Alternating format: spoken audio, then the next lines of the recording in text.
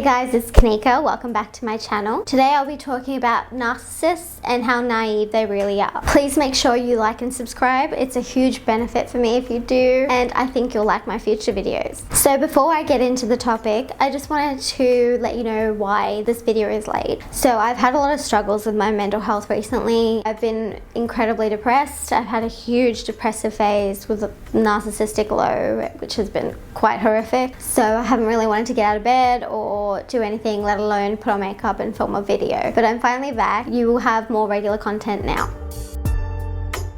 You all know how much I love to get on the internet and seeing horrible things about us and our disorders. Well, it's not just the internet, but people in general, they think that narcissists are master manipulators, that we spend basically all of our days trying to hurt people and manipulate them for our own gain. Narcissists get their value from people around them. So that's generally you or their partner, or if they're teachers, their students, whoever they're working with. Now, this is something that is very difficult to deal with as a narcissist, because we don't have any internal sense of self-esteem. We basically do rely on you to feel good about ourselves. And the thing is, that makes it very easy to manipulate us. With antisocials, this is not usually the case because their manipulation is a bit more focused on you. They don't have the same sort of ego problems that we do as narcissists. Of course, I am comorbid, but I'm talking specifically from a narcissistic point of view. And so I'm going to give you a couple of examples of how we do get manipulated, because it happens a lot, and even neurotypicals know how to manipulate the shit out of us. We are very vulnerable, naive sort of people. So this is a bit of a story time session. When I was younger, I always had this thing about wanting to look very well off, you know, very popular, very successful. And I did come from a fairly wealthy family, so I always had that kind of luck on my side. However, I would generally exaggerate what I had. And there was this girl, let's call her Alice. Alice was my friend throughout primary school into early high school. And because I wanted to impress her all the time, and because she kept telling me that she was incredibly poor, I would go out of my way to pay for her lunches, to pay for her dinners. She was more than welcome to stay at my home. We'd pick her up, drop her off, wherever she wanted. Essentially, I made my parents do this because I was trying to maintain a certain image, and this starts really early. Now, with Alice, the thing is, she very well knew that I was being manipulated, and she knew how to do it very well. So she would appeal to my ego. She'd tell me how kind I was, how beautiful, and you know, all these types of things. She'd tell me that I was a saint for doing this. And I loved that validation that came from her. It was intoxicating for someone like me. So I kept doing it. And I know we were young and you think maybe she wasn't intentionally manipulating me, but she most certainly was. And once I actually managed to go to her house, I'd never seen it before. And she's living in this double-story mansion in a very rich side of Sydney, right by the water, brand new Mercedes, everything. So this whole time she's had the same amount, if not more money than me. And she'd been mooching off me for years and years, and I would do everything I could to help her out because she gave me those feelings of validation. So she essentially used me, she used my money, she used my family to lift herself up. And that's just one small facet of how easily manipulated we are. It was quite a shock when I actually found out, you know, I'd been taken for a ride for this long. And then when I actually had problems with my father, he developed brain cancer. So when that happened, obviously we had some financial distress. And so she was like, you know what? It's good for you to be poor sometimes so you can know what life's really like. Let's just say I wanted to murder Alice. I did not do it though, because of choices.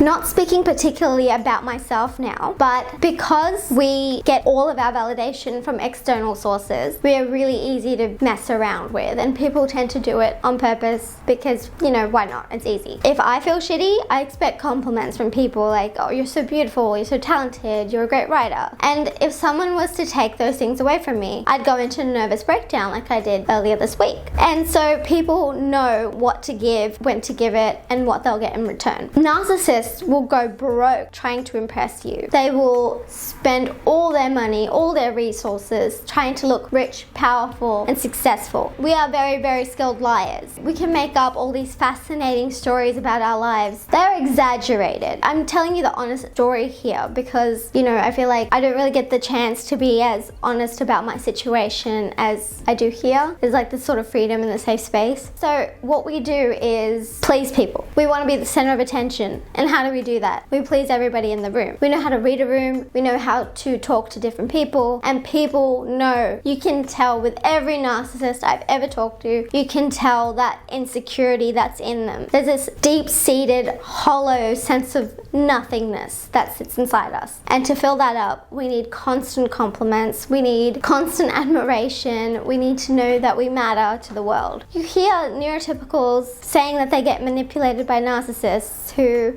are abusers. And like I've said before in previous videos, we're not inherently abusive. There's nothing abusive about our condition. If we are abusive, it's because we made that choice to be abusive, just like anybody else. But neurotypicals love knocking us down a peg. They love insulting us. They love Googling how to manipulate your narcissistic partner, when really all we're doing is breaking down and dying on the inside when we're trying to please everybody. It's really, really difficult. I'm very vulnerable when it comes to looks and intelligence, because the way I was raised, it was just that women need to be intelligent, they need to be beautiful, and without that they won't succeed in life. So obviously my whole life has been spent on studying and trying to look good. So if someone knew this, the way they could obviously try and control me is to say things. I've been in an abusive relationship. I know what this is like. He would demean my looks, or he would demean my intelligence, and just because I do beauty pageants and just because I act and sing and dance, I'm not stupid. And I've studied the sciences, I've studied the arts, because I can't commit to anything, let alone like 1 degree. He would use those kinds of insults to demean me, to drain me of any value that I would have. So I'd be in such a narcissistic low, I'd be able to be manipulated, have my soul crushed essentially. A lot of narcissists deal with this crap from people. If you're a somatic narcissist and your looks are what concern you, like, you're beautiful and that's what you're always projecting to the world, that look at me, I'm beautiful, look at me. Then if someone starts saying shit about how you look, you're going to be devastated. I don't know how to express how painful it is, but when you have nothing inside except the little fragile ego that you've made up, there's nothing left of you at all, and you are devastated. You're basically putty for people to manipulate. Similarly, if you're a cerebral narcissist and your value is on your intelligence, if someone keeps implying over time and ridiculing you and saying that what you do isn't worthwhile and that your mathematical ability or your writing ability is subpar, you're going to be crushed. And you'll start believing it. You'll start believing it very quickly, because we don't retain narcissistic supply for very long. It drains quickly. It's like there's this little hole, it just pours out all the time. We're constantly exhausted from trying to get this supply. And I've had friends who have had partners who question their intelligence constantly, who gaslit them, who made it difficult for them to see any hope for the future, because we need support from outside. We can't do it ourselves. And even if you're comorbid with ASPD, you still have that boredom, that restlessness, that anxiety to just do something, to move. It's a real struggle, and people find it incredibly easy to manipulate us by using things that we are very vulnerable in. I'm talking about two people here, myself and a friend. This is happening to narcissists on a daily basis, and that's why they can be so aloof. They can be so cold and hard on the outside, because they're just burned. They're just rubble inside. That's the real problem. What I'm trying to say is that our naivety makes it very, very easy for people to hurt us, and people often do hurt us. We, go to psychiatric hospitals, we go to psychiatrists and psychologists and wait for someone to help put band-aids on our internal bruises because there's no painkillers to help a narcissistic wound. If it's some guy saying, I have love handles at 39 kilos, or someone saying that a girl isn't intelligent because he doesn't really know anything about molecular biology, that's going to hit us really, really hard. That's what I wanted to talk to you about today. Thank you for watching, and please stay tuned for my next video. It'll be more lighthearted than this one.